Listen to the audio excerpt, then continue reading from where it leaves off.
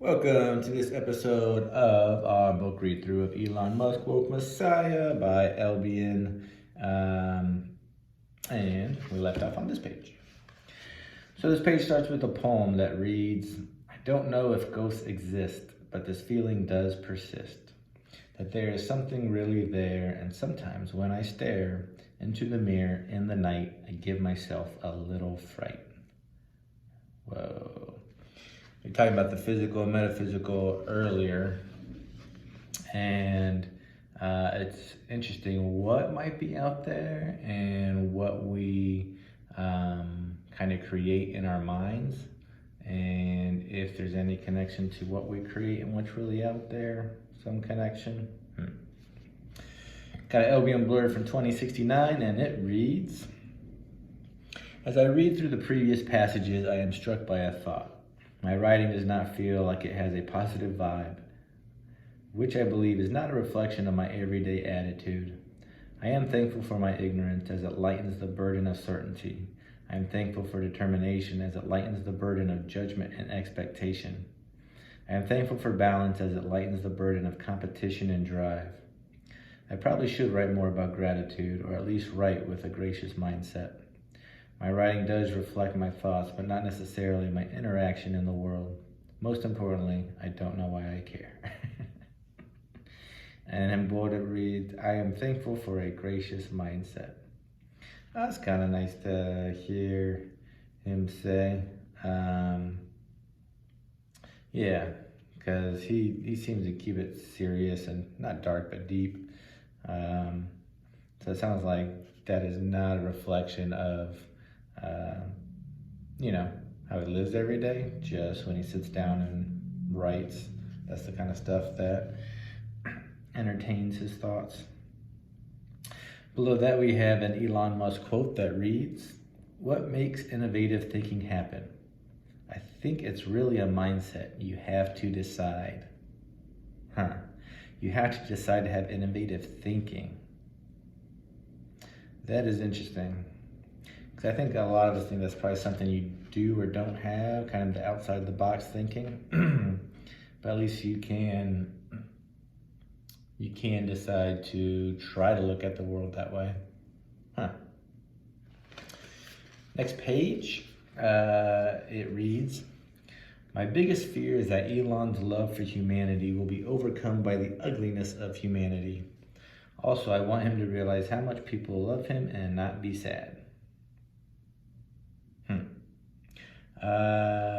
Yeah, that would be terrible. And it seems like he does a good job of ignoring the negativity that comes his way, but he is human, so I figure it's gotta take a toll.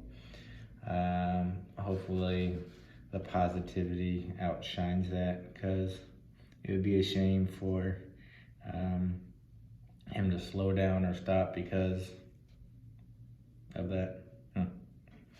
Next we have an Albion blurb from 2077, and it reads, how is a person defined by their thoughts or their actions? How are they really judged? How should they be judged? Should they be judged at all, or must they be? How complicated to think in one way and act another. Yet society seems to deem this necessary, encourage this habit. We live being dishonest with others, even worse ourselves. Here in the cage resides a society like no other, a society with no shame, with no fear or regret, where truth flows uninhibited from the mouths of its citizens, perhaps more brutally civil than their captors, more truthfully honest. And in bold it reads, how should society encourage its citizens? Talk about this is 2077. Talking about a cage and captors. I don't know if that's literal or figurative.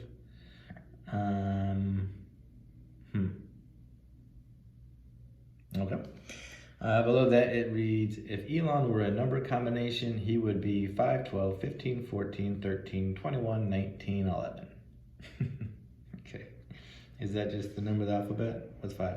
A, B, C, D, E. Yeah. So they're supposed to be the letter of the alphabet anyways. Okay. Next page starts with a poem, and it reads, "You can look, but you can't touch, not too little and not too much. Moderation in all things, what a happy life this brings. Live in the middle and you'll see just how content you can be." So moderation. You always hear all things in moderation, but what is moderation? Is moderation for one thing the same as moderation for another?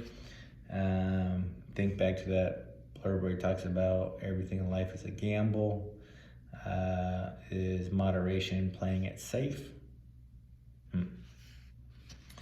We have an LBM blurb from 2059, and it reads, "Chasing pleasure is a popular cause to which many commit. Those such as these will no doubt experience great happiness. However, each will also live through equal misery and sadness. You can excite your senses, you can please your desires, but each pleasure decreases the next. Even ethereal pleasures lessen. You can switch senses, but pleasure is leashed to equilibrium. Understand you only have so many ways to experience life. Eventually, you will exhaust your pleasurable resources. You must pay. Your body and mind will expect nothing but pure excitement, making everyday life an unbearable existence, a most miserable prison." Whoa. Yeah, he definitely talked about balance and equilibrium quite a bit. In bold, it reads, "Experience is leashed to equilibrium." That is interesting. I think we could all relate to that some. You probably find a lot of people that don't agree with that completely, but it's an interesting conversation. Below that is an Elon Musk quote that reads, "I'm interested in things that change the world or that affect the future in wondrous new technology where you see it and you're like, wow, did that even happen? How is that possible?" Yeah, so like engineering stuff where if you don't know exactly how it's working, it almost seems like magic, which definitely seems to be a lot of what he's doing, which is super cool to have someone doing that. Next page reads, "How many commonplace things from today would be magical or miraculous to people 500 years ago?" And in parentheses it says, "all of them." Yeah, if you brought someone from, what would it be, like the 1500s, 1600s, here today, their mind would surely be blown with just about everything. And ours probably would be too if we went forward 500 years. LBM blurb 2058. "All we do is a sad attempt to gain control. Control over ourselves, control over our environment, our only motivation. Which is more powerful? Which will satisfy our primal urges? Control in one seems to diminish it in the other. We seek worldly knowledge and truth to gain more control. However, this supposed knowledge shows us how determined we are. Is it better to control or adapt, conquer or compromise? Is adapting simply a form of control, a greater form? We cannot escape this aspect. It controls us. This perplexing aspect of the human condition, this defining trait." And in bold it reads, "Control is a perplexing aspect of the human condition." Yeah, so I think he talked about like us being motivated by pleasure and pain, but is us going for pleasure always for some sort of control? I mean, I guess you could work it so it is some sort of control, or word it so you're trying to control, your state of mind or yourself or others or your environment. Below that, it says, "On Mars, the fifth objective students work towards is relationships. They explore all the relationships they will encounter, such as family, partner, parent, coworker, etc., and how to make those relationships mutually beneficial." Ooh, I like that. So we had reading, math, science, logic, and then relationships. I think that's a good idea because so much of your life is the relationships you have whether it's family, friends, work, and you never study that aspect of life in a formal way, generally. It's usually just by experience, so I think that makes a lot of sense.